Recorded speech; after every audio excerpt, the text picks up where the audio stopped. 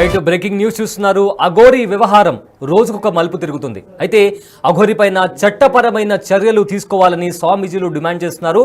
AP Telangana పోలీసులు అఘోరి పైన case file చేసి శ్రీవర్షిణిని తన తల్లిదండ్రులకు అప్పజెప్పాలని కూడా స్వామీజీలు సూచిస్తున్నారు. ఇదే నేపథ్యంలో అఘోరి పైన చట్టపరమైన చర్యలు తీసుకోవాలి, అదేవిధంగా వెంటనే కేసు ఫైల్ చేసి తనను అరెస్ట్ చేసి ఎవరైతే శ్రీవర్షిణి ఉన్నారో తనను తన పేరెంట్స్కి అప్పచెప్పాలని కూడా ఇప్పటికే స్వామీజీలు చెప్తున్నారు. అయితే ఈ బాధ్యత మొత్తంగా ఏపీ తెలంగాణ పోలీసుల పైన ఉందని కూడా స్వామీజీలు చెప్తున్నారు. అయితే అఘోరి కిన్నెర అఖాడాకు కిందికి వస్తారని చెప్పారు స్వామీజీలు. ఇదే విధంగా కిన్నెర అఖాడాకు చెందిన వారు వస్త్రాలు ధరిస్తారని కూడా ఒక క్లారిటీ ఇచ్చినటువంటి పరిస్థితి కనిపిస్తుంది. అయితే అఘోరాలు ఎవరైతే ఉన్నారో వాళ్ళు జనవాసాల్లో బయటికి రారు, బయటికి తిరగరంటూ కూడా క్లారిటీ ఇచ్చారు. నేపాల్ ప్రయాగ్రాజ్ శ్మశానాల్లో మాత్రమే ఉంటారని కూడా దీనికి సంబంధించి అఘోరాలకు సంబంధించి స్వామీజీలు క్లారిటీ ఇచ్చారు. అఘోరి చేష్టలు మత విద్వేషాలు రెచ్చగొట్టేలా ఉన్నాయని కూడా ఆరోపించారు. అదేవిధంగా అఘోరి చేసే చర్యలను తీవ్రంగా ఖండిస్తూ వివిధ మఠాలకు సంబంధించిన స్వామీజీలు ఆగ్రహం వ్యక్తం చేశారు. అఘోరి చేస్తున్న ఏవైతే పనులు ఉన్నాయో అవి ఖచ్చితంగా వివాదాలకు దారితీస్తాయని కూడా విమర్శించారు. అయితే దీనికి సంబంధించి స్వామీజీలు ఏం మాట్లాడారో వారి మాటల్లోనే విందాం.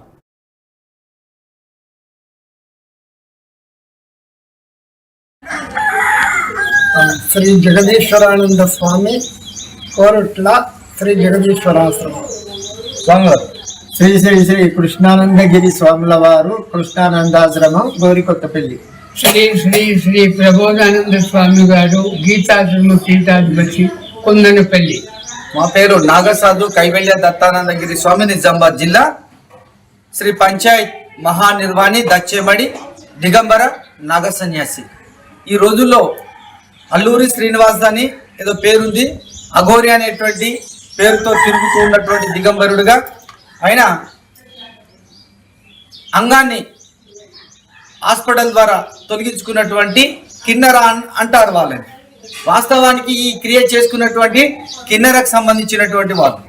కిన్నెర అఖాడా ఏదైతే ఉందో చాలా మంది చూస్తున్నాం మనం. కిన్నెర అఖాడా వాళ్ళు కూడా కిన్నెరలు ఈ అఖాడాలలో ఉంటే చీర జాకెట్ కట్టుకొని వాళ్ళ సంప్రదాయాన్ని గౌరవ మర్యాదలతో ఆచరిస్తున్నటువంటి విధానము కిన్నెర అఘోరా అఖాడాకు సంబంధించినటువంటి వాళ్ళు ఉన్నాయి ఉత్తర భారతంలో. రెండవది అఘోరాల విషయానికి వచ్చినట్లయితే అఘోరాలు సాధ్యమైనంత వరకు దిగంబరులుగా తిరగరు. వాళ్ళు అవసరం నిమిత్తం శ్మశానాలలో, అది ప్రయాగ, మరి నేపాల్లో ఉన్నటువంటి కాఠ్మండు, రెండవది ప్రయాగరాజ్లో ఉన్నటువంటి ఒక 50 కిలోమీటర్ దూరంలో శ్మశాన వాటికల్లో వాళ్ళు అఘోర సాధనలు చేసుకుంటూ నల్ల బట్టలు ధారణ చేస్తుంటారు. ఇక నాగసాధువుల విషయానికి వచ్చినట్లయితే వాళ్ళ ఆశ్రమాలలో దిగంబరులుగా కొందరు ఉంటే, కొందరు వస్త్రధారణ చేసి కొందరు మొక్కాళ్ళ వరకు వస్త్రాన్ని కట్టి విభూతి ధారణ చేసి తిరుగుతూ ఉంటారు. ఈ సాంప్రదాయాలు పూర్వకాలం నుంచి ఈ రోజు వరకు జరుగుతున్నటువంటి క్రియ. మరి ఇక్కడ మన శ్రీనివాస్ అనేటువంటి వ్యక్తి ఈ మధ్యకాలంలో చాలా గందరగోళాలను సృష్టిస్తూ, అల్లకొల్లాలను సృష్టిస్తూ, మత విద్వేషాలను రెచ్చగొట్టే విధానంగా ఈయన మత కొల్లాలకే కల్పించడానికి, మత కల్లోలాలను సృష్టించడానికి యావత్ తెలుగు రాష్ట్రంలో సంచారం చేస్తున్నటువంటి విషయం ఇది. మేము ఈరోజు స్వామీజీల సమక్షంలో తీవ్రంగా ఖండిస్తున్నాం. ఆయన పట్ల చేస్తున్నటువంటి అకృత్యాలు వివాదాలకే మూల కారణమై తోటి స్వామీజీల, పీఠాధిపతుల, మఠాధిపతుల విలువలను మంటగల్పించడానికి ఒక మత విద్వేషకుడిగా ప్రేరేపణ కలిగించి ఎవరి ద్వారా వచ్చి తిరిగాడుతున్నటువంటి ఈ శ్రీనివాస్ గారు మరి పోలీసు యంత్రాంగం ఎందుకు చర్యలు తీసుకోవట్లేదో అర్థం కావట్లేదు. ఎక్కడ పడితే అక్కడ భయభ్రాంతులకు గురి చేస్తూ తంత్ర విద్యలు ఉన్నాయని, ఆ విద్యలు ఉన్నాయని జనాన్ని భయపట్టిస్తూ తప్పుదో పట్టిస్తున్నటువంటి ఈ శ్రీనివాస్ ఈరోజు వర్షిని జీవితాన్ని సర్వనాశనం చేస్తూ ఉన్న గవర్నమెంట్ స్పందించడం లేదు. ఎందుకని మీరు నిద్రపోతున్నారు? పోలీస్ యంత్రాంగమే కానీ అటు ఆంధ్రప్రదేశ్లో ఉన్నటువంటి గవర్నమెంట్, పోలీస్ యంత్రాంగం ఎందుకు నిద్రపోతా ఉంది? మొద్దు నిద్రలో ఎందుకున్నారు మీరు? అదే తెలంగాణ రాష్ట్రంలో ఉన్నటువంటి పోలీసు యంత్రాంగమే కానీ గవర్నమెంటే కానీ మొద్దు నిద్రలో ఉంది. ఒక ఆడపిల్ల జీవితాన్ని అంగమే చిరఛేదనం చేసిన తొలగించుకున్నటువంటి ఈ శ్రీనివాస్ గారు మరి ఒక తోటి అమ్మాయిని జీవితాన్ని సర్వనాశనం చేస్తూ ఉంటే ఎంతవరకు ఇది సమంజసం? మీరు ఎందుకు ఊరుకుంటున్నారు? తల్లిదండ్రులు వలవల ఏడుస్తూ ఉన్నా మీకు బాధ కలిగించడం లేదా? ఓ పోలీసు వాళ్ళు ఎందుకయ్యా ఈ విధంగా ఆడపిల్ల జీవితం సర్వనాశనం అవుతూ ఉంటే ఎందుకు మీరు పట్టించుకోవట్లేదు? 2 రాష్ట్రాల్లో ఉన్నటువంటి పోలీసులారా, మా తోటి సాధువుల యొక్క విలువలు కూడా ఖరాబ్ చేస్తున్నా, మత విద్వేషాలు రెచ్చగొట్టి ప్రవర్తిస్తూ ఉన్నా మీరు చర్యలు తీసుకోవట్లేదు. కారణం ఏంటి మాకు కూడా అర్థం కావట్లేదు. వర్షిని యొక్క జీవితం మేజర్ అయినటువంటి ఒక చిన్న నెపంతో ఆడ ఏం చేసుకుంటారు? పెళ్లి చేసుకొని తల్లిదండ్రులు వలవల ఏడుస్తూ ఉన్న పోలీసు వాళ్ళు చర్యలు తీసుకొని వాళ్ళ తల్లిదండ్రులకు అప్పచెప్పి అసలు సైకలాజికల్ గా ఆమెను హాస్పిటల్ ట్రీట్మెంట్ చేయించాల్సినటువంటి డిపార్ట్మెంట్ ఎందుకు మీరు నిద్రపోతున్నారు? అమ్మాయి డిప్రెషన్ లో ఏం చేశాడో తెలియదు. ఆ శ్రీనివాస్ డిప్రెషన్ లో ఉన్నటువంటి తక్షణమే హాస్పిటల్ తీసుకెళ్లి వైద్యాన్ని చేయించి ఆమె తల్లిదండ్రులకు అప్పచెప్పాల్సినటువంటి బాధ్యత మీది. అంటే ఆధారం లేకుంటే అయితే రాదు. మీ అందరికీ తెలిసిందే, ఎల్లూరి శ్రీనివాస్ ఏదైతే పైశాచికతమైన పనులు చేసేసి ఆధారాలు లేవు ఎవరేం చేస్తారని మాట్లాడుతున్నారో ఆయన గారికి చెప్పాల్సిన విషయం ఏంటంటే ఎక్కడికి పోయినా చట్టం ప్రకారంగానే పోతున్నాము, న్యాయం ప్రకారంగా పోతున్నాము, ధర్మం ప్రకారంగా పోతున్నాం. కాబట్టి ఆ అమ్మని కాపాడే బాధ్యత అందరికీ ఉన్నది. ఈరోజు ఇక్కడ మహిళా సంఘాల దగ్గరకు వచ్చాము. తర్వాత రేపు వేరే విషయాలలో కూడా మేము న్యాయపరంగానే వస్తాము. ఇప్పుడు వర్షిని వాళ్ళ పేరెంట్స్ వచ్చారు, వర్షిని వాళ్ళ నాన్నగారు వచ్చారు, వాళ్ళు మాట్లాడారు మాతోని, వాళ్ళ అన్నగారు వచ్చారు, ఇంకొకరు ఇప్పుడు మేడంతో కూడా వాళ్ళు మాట్లాడుతున్నారు. అక్కడ మంగళగిరికి వెళ్ళేసి కూడా ఉమెన్ కమిషన్కి కూడా మాట్లాడాల్సిన అవసరం ఉందని చెప్పారు వాళ్ళందరూ. కాబట్టి మీ అందరికీ కూడా తెలియజేయాల్సిన విషయం ఏంటంటే శ్రీనివాస్ చేస్తున్నదంతా ముమ్మాటికి అవాస్తవము. ఇంకో విషయం నాకు నిన్న రాత్రి తెలిసిన విషయం ఏంటంటే చాలా మందిని అయినా నన్ను ఎవరన్నా అడ్డుకుంటే చేస్తే మంత్రాలతోని లేకపోతే యంత్రాలతోని నేను అది చేసేస్తా చేతబడి చేసేస్తా అంటున్నాడంట. ఎల్లూరి శ్రీనివాస్కి నేను చెప్తున్నాను, మిగతా యావత్ భారతదేశంలో ఉన్న అఖండ ప్రజలకు చెప్తున్నాను, ఆయనకి ఏమీ రాదు. ఆ మంత్రాలు తంత్రాలు అని చెప్పేసి మిగతా అధికారులు ఎవరు భయపడుతున్నారంట. ఆయనకు అలా ఒక ప్రెస్ నోట్ రిలీజ్ చేపిస్తాను, అక్కడ అఖాడాల నుంచి చేస్తానన్నారు. మీ అందరూ కూడా చెప్పేది ఏంటంటే ఆయనకు మంత్రాలు వచ్చేసి తర్వాత ఇంకేదో చేసేస్తాడని అలాంటి భయాలు పెట్టుకోకండి. నేను శివరుద్ర సాధువుని, నేను ఒక సాధకుడిని, నాతో పాటు ఎందరో గురువులు, సాధువులు, పీఠాధిపతులు, మతాధిపతులు అందరూ మద్దతుగా ఉన్నారు. అందరూ బయటికి రావాలని లేదు. కాబట్టి ఏంటంటే శ్రీనివాసు చెప్పే ఆ మంత్రాలకు చింతకాయలు రాలవు.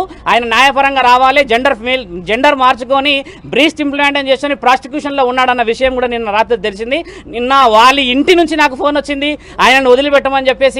మా నాన్నగారు ఇలా మీ పెళ్లి చేసుకుంటే ఏమవుతుందని చెప్పేసి ఊరు నుంచి ఫోన్ వచ్చింది.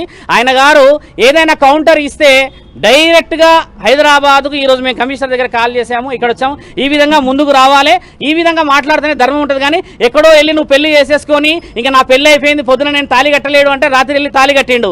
అలాంటి పెళ్లి చుట్టుపక్కల చూడండి. ఆయన గారు ఏదో పెద్ద చేసేస్తాడనంటే అడవిలోకి వెళ్ళేసి అనామకులైన మనుషుల మధ్యలో చేరేసి ఒక పెళ్లి వీడియో పెట్టిండు. పురుషాంగం లేని నీకు పెళ్లి అవుతుంది, ఆ పెళ్లికి విలువ లేదని తెలుసు. శాసన గ్రంథాల్లో లీగల్గా కూడా ఉంది. ఒక పురుషుడి యొక్క అంగానికి విలువ లేకపోతే చట్టపరంగా ఎలాంటి మర్యాదలు ఉంటాయో తెలుస్తుంది. నీకు అంగం లేదు అలా అని చెప్పేసి యోని లేదు, నువ్వు నిర్ణయించుకున్నావు. కాబట్టి ఆ అమ్మాయి వర్షిని జీవితాన్ని సర్వనాశనం పట్టిస్తున్నావు. ఇకనైనా నువ్వు మేల్కోకపోతే నీకు రావాల్సిన రోజుల్లో కావాల్సిన మర్యాదలు చట్టపరంగా అవుతాయి. ఒక స్త్రీ ఈ రోజు బయటకు వచ్చింది, గుర్తుపెట్టుకో, నీ పతనం మొదలైంది. శ్రీనివాస్, నువ్వు ఎక్కడో ఉండేసి గాలిలో పెడుతున్నావు కదా మేడలు, నేను ఆశ్రమం కట్టుకుంటున్నా, నేను అది చేస్తున్నా అంటున్నావు కదా. శివరుద్ర సాధువు నేను మాటిస్తున్నా, ఆశ్రమం నువ్వు ఎలా కడతావో నేను చూస్తా. ధర్మం అనేది ఇంకా బతికి ఉన్నది కదా. సాధు సంతులందరినీ ఏకం చేసి నీ పతనం పట్టకపోతే నా పేరు శివరుద్ర సాధువు కాదు. అఘోరా తత్వం వేసుకొని, జుట్టు వేసుకొని, రుద్రాక్షలు వేసుకొని, చితాభస్మం వేసుకొని నా తండ్రి పేరును అపవాద చేస్తే ఊరుకునే ప్రసక్తే లేదు. నీ రుద్రాక్షలు నేను దింపకపోతే నా పేరు శివరుద్ర సాధువు అనేది మార్చుకుంటా. ఆ అమ్మాయి ఈరోజు బయటకు వచ్చింది కేవలం ఒక భక్తిని, ఒక ధర్మాన్ని మీరు అందరూ ఉంటారని చెప్పేసి కదా. ఆ అమ్మాయి కూడా నేను మాటిచ్చాను, వారం నుంచి 10 రోజుల్లో ఆయనకు సంబంధించిన వివరణలు అందించి చట్టపరంగా ముందుకెళ్తామని చెప్పేసి ఇప్పుడు ఆజాద్ గారు కూడా వచ్చారు. ఈ ఆజాద్ గారు మాట్లాడింది చట్టపరంగా రావాలని చెప్పి. ఏదైనా కూడా ఎంత వివరంగా మేము చెప్తున్నాము, నీకేంది ధైర్యం లేక ఎక్కడో గుహల్లోకి వెళ్ళి చెట్లలోకి వెళ్ళి వీడియోలు పెడుతున్నావు కదా. లైవ్గా వచ్చి మాట్లాడమంటే కొందరు వ్యక్తులతో మాట్లాడుతున్నావు, డిబేట్కి ఎందుకు రావట్లేదు? ప్రశ్న జవాబులు ఇచ్చడానికి ఓపిక లేదా నీకు? ఆ అమ్మాయిని మోసం చేస్తున్నావు. అభంశుభం తెలియ ఆ తల్లిదండ్రులు నేను రాగానే కాళ్ళ మీద పడి ఎంత ఏడుస్తున్నాడు ఆయన.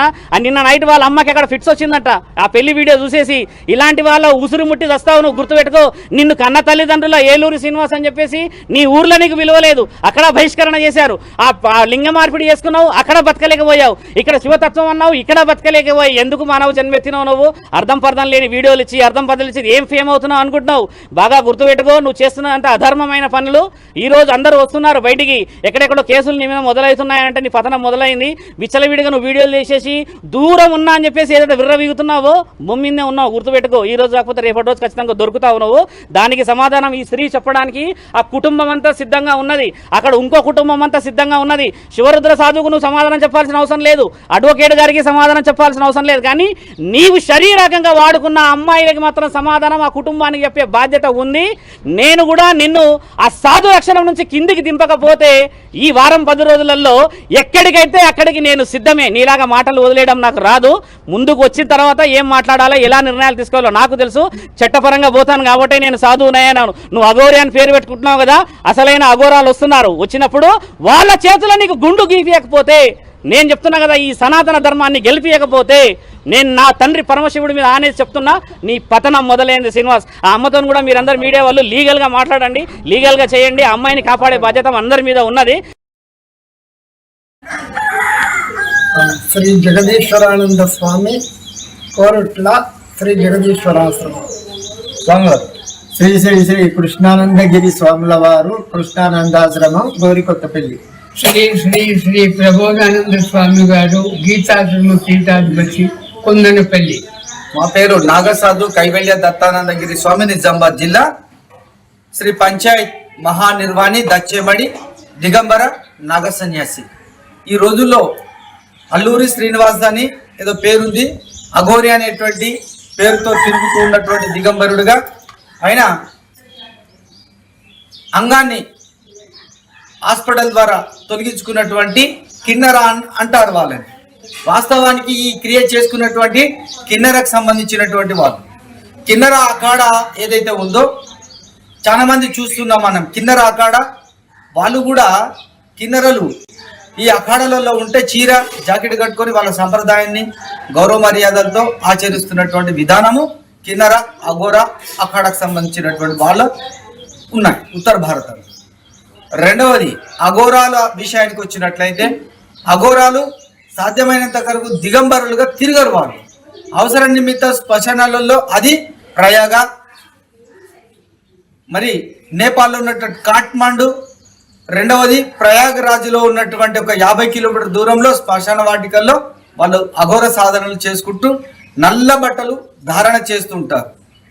ఇక నాగసాధువుల విషయానికి వచ్చినట్లయితే, వాళ్ళ ఆశ్రమాలలో దిగంబరులుగా కొందరు ఉంటే, కొందరు వస్త్రధారణ చేసి, కొందరు మొక్కాళ్ళ వరకు వస్త్రాన్ని కట్టి విభూతి ధారణ చేసి తిరుగుతూ ఉంటారు.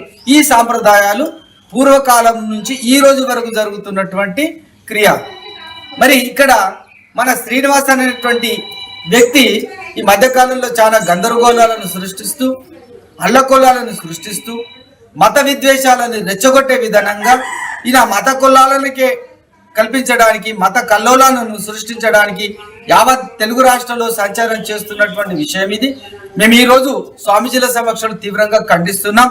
ఆయన పట్ల చేస్తున్నటువంటి అకృత్యాలు వివాదాలకే మూల కారణమై తోటి స్వామీజీల, పీఠాధిపతుల, మఠాధిపతుల విలువలను మంటగల్పటించడానికి ఒక మత విద్వేషకుడిగా ప్రేరేపణ కలిగించి ఎవరి ద్వారా వచ్చి తిరిగాడుతున్నటువంటి ఈ శ్రీనివాస్ గారు, మరి పోలీసు యంత్రాంగం ఎందుకు చర్యలు తీసుకోవట్లేదు అర్థం కావట్లేదు. ఎక్కడ పడితే అక్కడ భయభ్రాంతులకు గురి చేస్తూ తంత్ర విద్యలు ఉన్నాయని, ఆ విద్యలు ఉన్నాయని జనాన్ని భయపట్టిస్తూ తప్పుదో పట్టిస్తున్నటువంటి ఈ శ్రీనివాస్ ఈరోజు వర్షిని జీవితాన్ని సర్వనాశనం చేస్తూ ఉన్న గవర్నమెంట్ స్పందించడం లేదు.